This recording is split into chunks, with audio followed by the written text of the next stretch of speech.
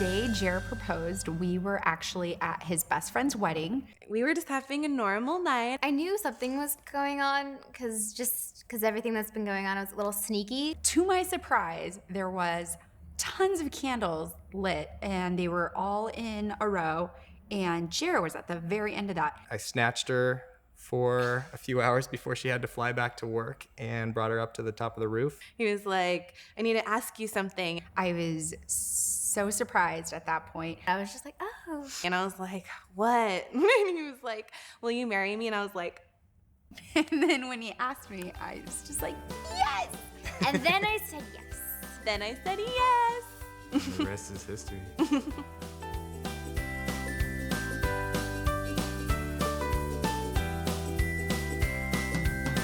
For the longest time in Seattle, where we live, we've been doing this event, Saving Your Marriage Before It Starts. Right. And as a result, we get invited to a lot of weddings. I mean, there's barely a week that goes by we don't get invited to a wedding someplace, wouldn't you say? And we've loved every one of them. They're so individual, they're beautiful, sometimes wacky. One stands out. Something happened at this wedding we've never, ever forgot. It was years ago, had to do with the ring bearer. He was 3 or 4 years of age, had the little bow tie on, the little white shorts, the little tuxedo, you know. And he was doing the wedding walk, you know, as he's coming down the aisle. And as he get closer to the front of the church, he would stop and he'd pause, and he'd look at the congregation, and he'd go, rawr, rawr. And he was growling at people as he came down, and people, of course, were kind of laughing, and that's kind of unusual. And he stood like a pretty much a perfect very gentleman well the rest of the behaved time. throughout the ceremony. Until we had the recessional, then he growled at more people on the way out, and everybody was thinking, what was going on with that? He just kind of stole the show, and everybody was abuzz at the reception afterwards, talking about why was he doing that. Well, 3 or 4 years of age, he had the impression that he was supposed to be the ring bearer. You got it, right? What's a ring bearer anyway, right? If you're 3 or 4 years of age. And Leslie and I left, and by the way, I know that some of you are probably thinking we made that story up. That's happened at 2 different weddings that we've been to. Exactly. Right? Les was actually groomsman in a friend's wedding, and so we flew to Topeka, Kansas, got there just in time for him to try on that rented tuxedo, and the little ring bearer was doing the same thing and had a complete meltdown with his mom, and she discovered he had been expecting to get a bear costume for the wedding because he thought he was the bear. But we left both those experiences. We said that's a perfect illustration for how your beliefs impact your behavior, right? Whether your beliefs are right or wrong, they're still the fuel for what you do in this relationship that we call marriage. Yes. That's how I sound. When I was a kid, I thought marriage was gonna be a piece of cake. a fairy tale. A fairy tale. Everything was just gonna be so great till the day you got married, and all you could do is like gaze at each other. You just have a bunch of kids and life is perfect. Everything would fit together just perfectly with minimal to no effort because the stars would align. Definitely way more to that. That was a shocker. Reality check.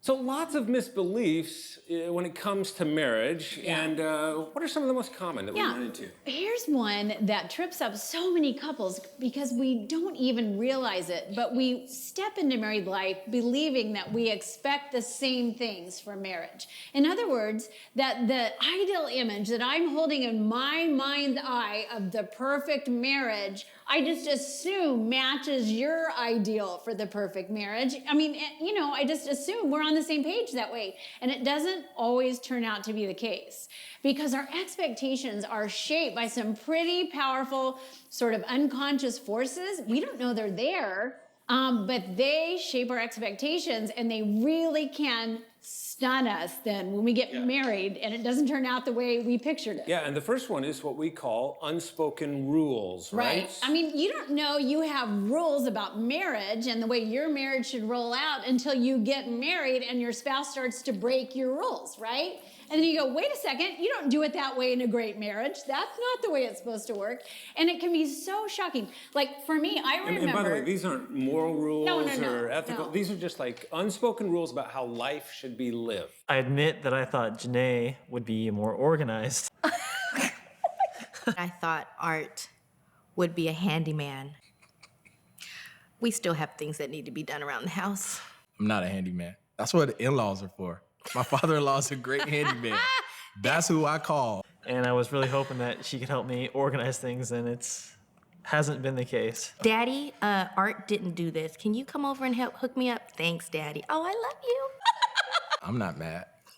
Sometimes we will, though, call them your personal 10 commandments because, not because they're moral or ethical, but because we feel them so deeply inside. It's like they're chiseled in stone in us. That is what a great marriage looks like. And you can bump into these really soon into your married life together. 6 months in, we celebrated our first Christmas as a married couple. Now, for me, I was delighted. We had moved together to Los Angeles, far from home. My family was in Chicago. I could not have been more thrilled that I was taking him home to celebrate Christmas with my family. And I thought it was quite a privilege for him. I couldn't imagine not having ever celebrated with my family because it was so fun. And so being on a student budget, we caught a red-eye flight, from LA, flew to Chicago, time change, get in wee hours of the morning. I wanted to wake up, though, on Christmas Eve and have all of Christmas roll out together. So I remember as we're falling into bed that night, middle of the night, I'm saying, I'm so excited. We're going to get to wake up tomorrow morning. It's going to be awesome. I knew what that meant. I'm not sure he had any picture She said, in his I'll wake mind. you up, and it's going to be a blast. We're going to have this breakfast. That's what we do the day before Christmas at my home and all that kind of stuff. Fine, wake me up. Fine, he's in a fog. The next morning, I wake up, like 3 hours of sleep, no alarm. I don't need it. My adrenaline's pumping. I'm so excited to be home. Pull on my robe, give Les a little shake. Hey, come on down. It's time for breakfast. And I walk downstairs, and I'm just wrapped up. I melt into that moment where my mom is taking care of me again. I walk in, the house smells just right. Everything's familiar, everything I've had all my life on Christmas Eve breakfast. That was just how my family started it off. So the Christmas china's out, everything's great. My mom's pouring my coffee. We're laughing, catching up, trading stories. I am just in the moment. And everything's done. Les hasn't come down. And so I said, that's okay. Let's gather around the table. I know he's on his way because I woke him up. So we gather and we're well into our meal. My mom pours like my third cup of coffee and it just hits me. Les is missing this whole thing. This is one of my family's special things. So I excuse myself, run upstairs. I think maybe he didn't know you just pull on your, robe or whatever, and he thinks he has to shower. But I walked in, the room's still dark and quiet and still, and I discovered this man sound asleep in that bed. And truly, I cannot tell you how stunned I was in that moment. I can't tell you how stunned she was in that moment.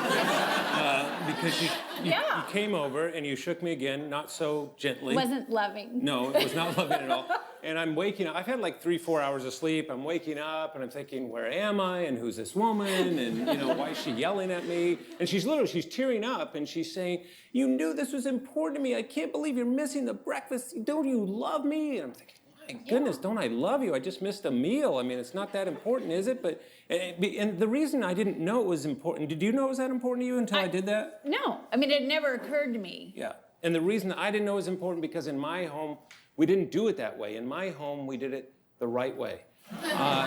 In my home, we slept in, right? It's the holidays. We'll see you at lunch, dinner, tomorrow, whatever works, right?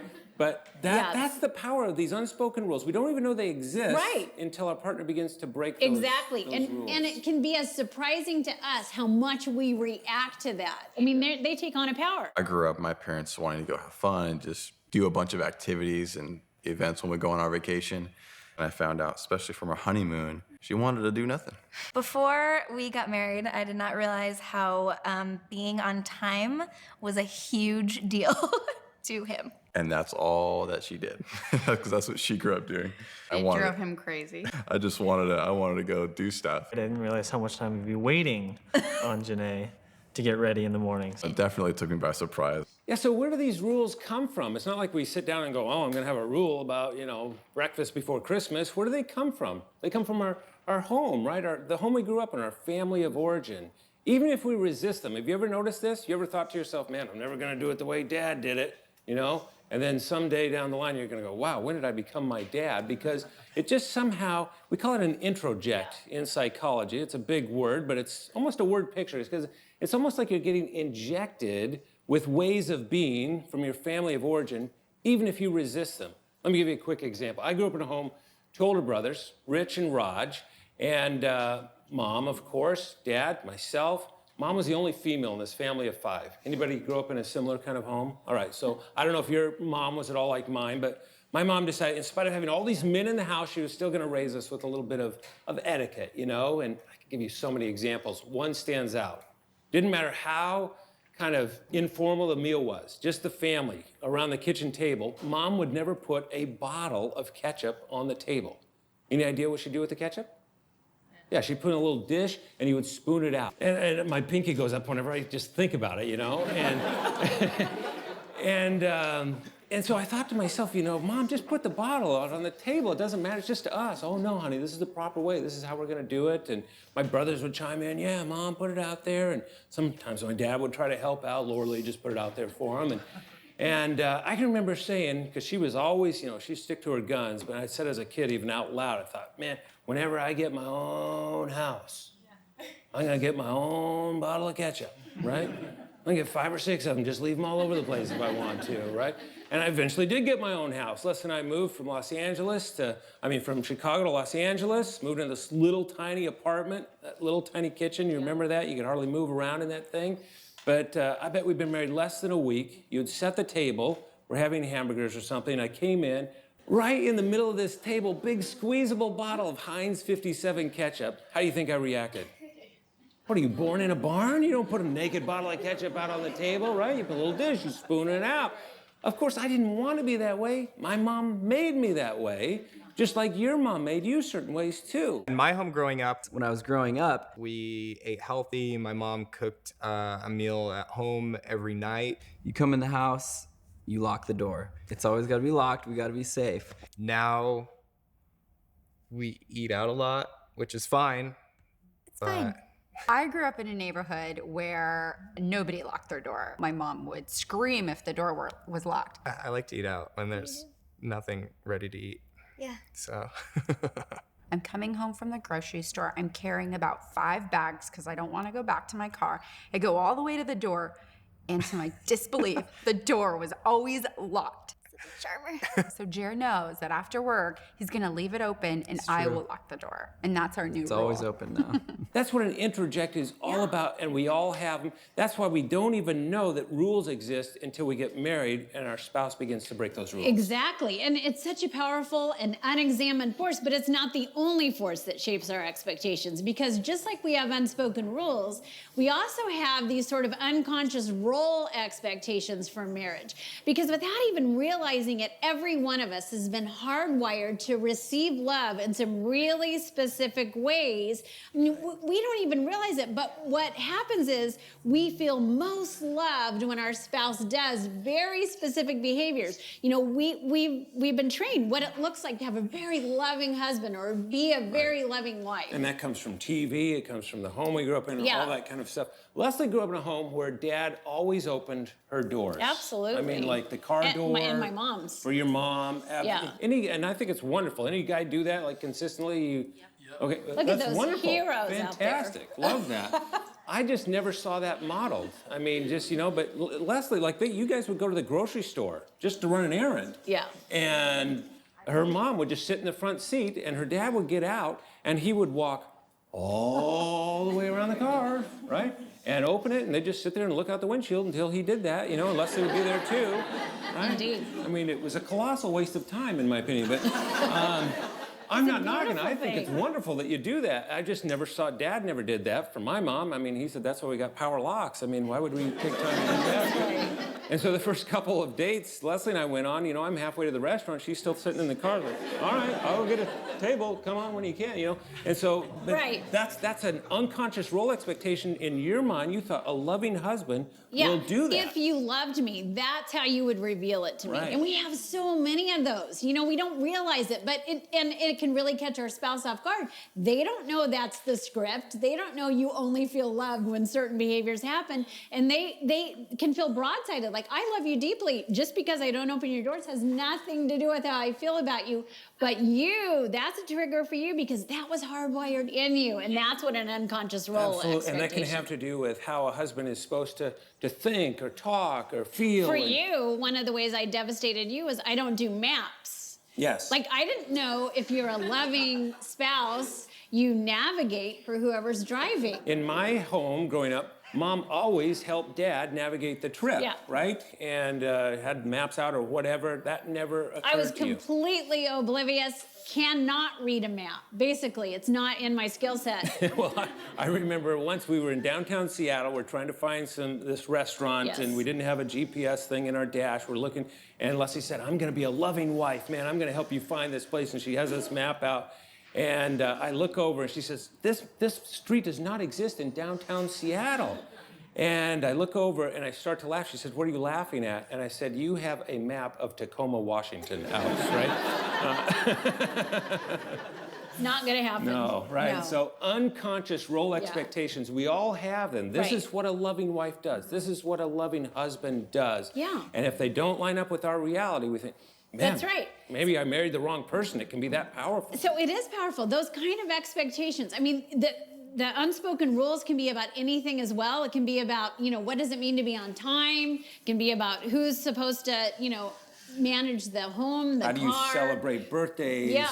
Christmas, all the Celebrate rest? anything. Yes, Yeah. all right. So there are moments in every single day when these things are revealed to you as a couple and can really, impact And you you. combine these two, unspoken rules and unconscious role expectations. These are the twin engines that drive this first myth that says we expect the same things from married life. I always saw my dad doing all the finances. He had his little checkbook out every month, balancing the checkbook, paying all the bills, everything down to the penny.